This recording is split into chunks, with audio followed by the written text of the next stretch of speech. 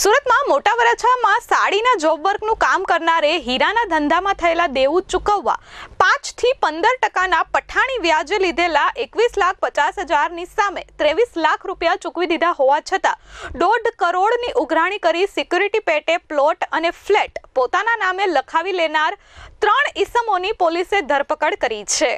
ઉત્તરાયણ પોલીસના જણાવ્યા મુજબ મોટા વરાછા વાસ્તુપૂજા હાઇટ્સમાં રહેતા કિશોરભાઈ મોહનભાઈ ગોટી સાડીના જોબ વર્કના વ્યવસાય છે।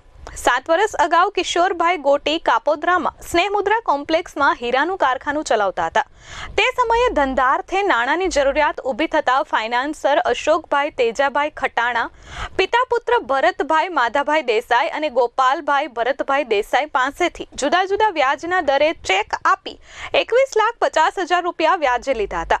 વ્યાજખોરોએ સિક્યુરિટી પેટે બેંકના 4 ચેક, પ્લોટ અને ફ્લેટનો બળજબરીપૂર્વક દસ્તાવેજ કરાવી લીધો હતો।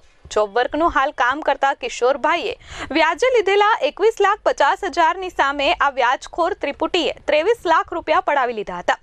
છતાં પણ 6 મહિના અગાઉ મોટા વરાછાના એટલાન્ટા બિલ્ડિંગ ખાતેની ઓફિસે બોલાવી અને ઘરે રૂબરૂ જઈ વ્યાજ સહિત 1.5 કરોડની ઉઘરાણી કરી હતી। આ સાથે અશોકભાઈએ ખોટા કેસ કરી 90 દિવસ સુધી જામીન નહીં મળે અને હું ગુજરાતનો બાપ છું, રૂપિયા તો આપવા જ પડશે તેમ કહી ધમકી આપી હતી।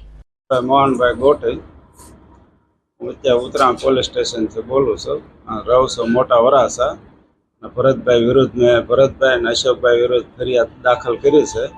વ્યાજની પઠાણી ઉઘરાણી મારી પાસે કરે છે, મારી નાખવાની ધમકી આપે છે વારા ગણે, અને અવારનવાર ઘેરે આવીને મારવાની ધમકી આપે છે। મને ઘણી વખત માર્યો છે। તમારી ધમકી પચાવી પાડવામાં આવ્યું છે? હા, મારો પ્લોટ પચાવી પાડ્યો છે અને હજી ફ્લેટ માગે છે। હું રહું છું એ ફ્લેટ એ કે મને આપી દો, અને પ્લોટ તો એને દસ્તાવેજ મને ધાક ધમકી આપીને દસ્તાવેજ કરાવી લીધો છે। ઓડિયો વાયરલ છે?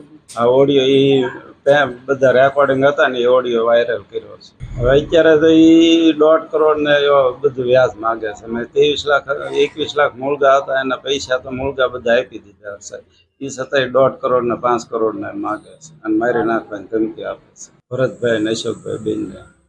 કાપોદ્રા વિસ્તારમાં હીરાનું કારખાનું ધરાવતા સૌરાષ્ટ્રવાસી કિશોરભાઈ ગોટીએ અશોકભાઈ, ભરતભાઈ અને ગોપાલભાઈ પાસેથી તગડા વ્યાજે નાણાં લીધા હતા। વ્યાજના ચક્કરમાં વ્યાજખોરોએ તેનો ફ્લેટ અને પ્લોટ પચાવી લીધા હતા। આ ઉપરાંત વધુ 1.5 કરોડ બાકી હિસાબ પેટે માંગણી કરતા અંતે હીરાનું કારખાનું બંધ કરી દીધું હતું। ત્યાર પછી પાયમાલ થતા ગુજરાન માટે સાડીનું જોબ વર્ક શરૂ કર્યું હતું। નાણાં ન ચૂકવે તો કિશોરભાઈને વ્યાજખોર અશોકભાઈ, ભરતભાઈ અને ગોપાલે મારી નાખવાની ધમકી આપી હતી। આ બનાવ અંગે ઉત્તરાયણ પોલીસ મથકમાં ફરિયાદ નોંધાતા પોલીસે 3 લોકોની ધરપકડ કરી કાયદેસરની કાર્યવાહી હાથ ધરી છે। Bureau report S24 news, Surat.